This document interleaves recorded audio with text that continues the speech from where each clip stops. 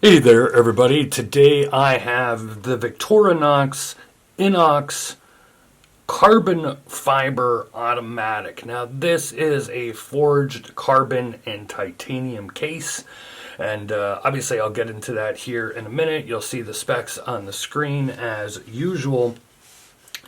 And this one is one of the newest releases. This one in particular, from looking at the VSA website, is the only one that is going to come on the rubber strap. Now, as you can see here, it's going to come in a branded Pelican style case, and you do get the the rubber bumper, which I just never understood for these watches. And then you get a Swiss Army knife with that as well. So there you go. You have your branded Swiss Army knife. Always nice little touch. Actually, a nice little knife, you know. So the watch itself. Now, the main thing here that you're looking at is going to be that this is going to be lighter weight, of course. This weighs about 101 grams. So it's very lightweight. You do have a titanium case back, and you also have a titanium deployant clasp. Realistically, everything else about this watch is the same as the previous INOX versions of the watches, and I've covered almost every single one of them here on WatchReport.com. This one is your standard version, your 43 millimeter standard INOX. It is not the diver version that is 45 millimeters. It's still a 21 millimeter strap for some odd reason, but that's just the way they make this. So this is, though, the forged carbon version, and this one has pretty much the exact dial that the previous automatic version that I covered here does. That textured, little square textured dial. So pretty much the same watch, with the exception of now it's forged carbon. What is forged carbon, for those who do not know? Well, realistically, it's a fancy word for resin that is impregnated with shredded carbon fiber. So not only does it make a lightweight and strong case, but it gives you this really cool marbled effect. I've covered a few of the forged carbon watches here on the channel before. This one's pretty nice. I'm going to tell you, though, right off the bat, you're not going to feel it while you're wearing it on your wrist, of course, but there's a little bit of sharpness to these lugs, and you can feel them even just rubbing your fingers across like this. And there is, as I always like to say, it's not like, oh, it's going to cut you, but there's a slight sharpness, and that just may be due to, the case material and how they mold it and whatever, and they can't really, give you those softer chamfered edges on it. But as I said, everything else is the same. This is an SW200 automatic movement, Sellita SW200-1, and I'm trying to remember, and I got to be honest with you, I forgot to check the video beforehand to see if the original automatic version used the ETA 2824 or if it used the SW200 as well. I think this is one of the first times that you're seeing the SW200 in a VSA watch.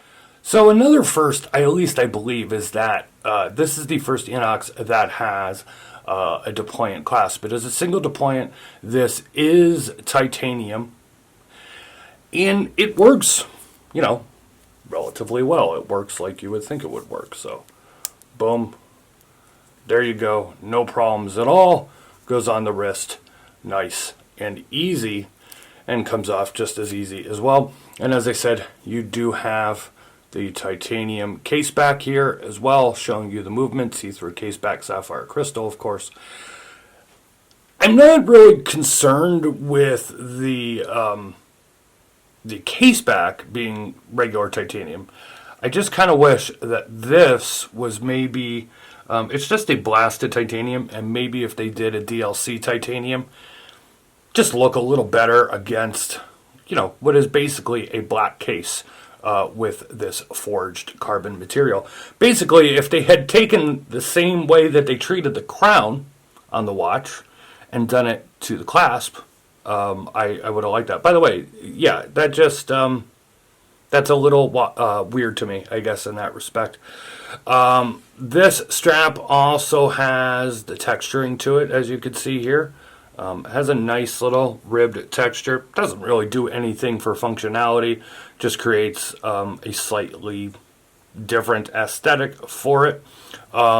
Same rubber strap, though, that they've used on previous watches, and it is a very, very nice, very, very, very comfortable rubber strap. VSA always uses a great strap on these INOX watches, and I like this one as well. Now, something that I've talked about a lot is I'm not a big fan of the 430 date placement. I've said the same thing on almost all, I think every version of this watch, because they include the same date placement. It's the same here. I'll say this.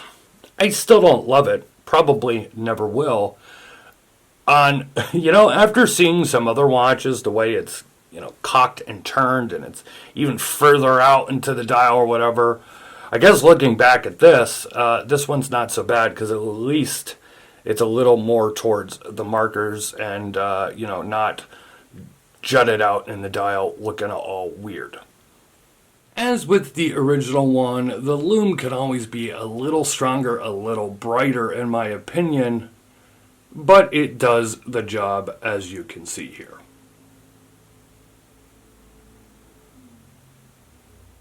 So there is your look at the new Victorinox INOX full carbon automatic, full carbon and titanium edition.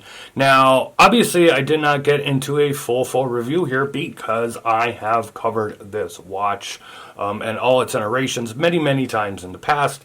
I will leave a few links throughout the video and in the description if you want to check out some of the videos like the original one I did, or the diver version, the titanium version, etc. This is just the latest version from Victorinox, and I like it. I like it a lot. I like the whole blacked out look. It's very comfortable. I like that they added that single deployant. Again, I wish the deployant was blacked out. I wish that they would change to a standard strap size, 22 millimeter versus 20 millimeter. Or 21 millimeter, and that way, if you didn't want this strap, you wouldn't have to go over to their website and order a leather strap or another kind of rubber strap or whatever else. You could just put your own strap on it. But that has been a look at the new forged carbon INOX. You know the deal here. If you like this video, give it a thumbs up, comment, subscribe, all that stuff. Follow us on social media. It is at Watch Report. And hey, while you're here, if you made it to the end of the video, go ahead and check out some more of our videos. It would be greatly appreciated. Check out all of our other reviews. You'll see a couple of our recent ones here at the end of the video. Thanks for watching. Talk to you on the next one.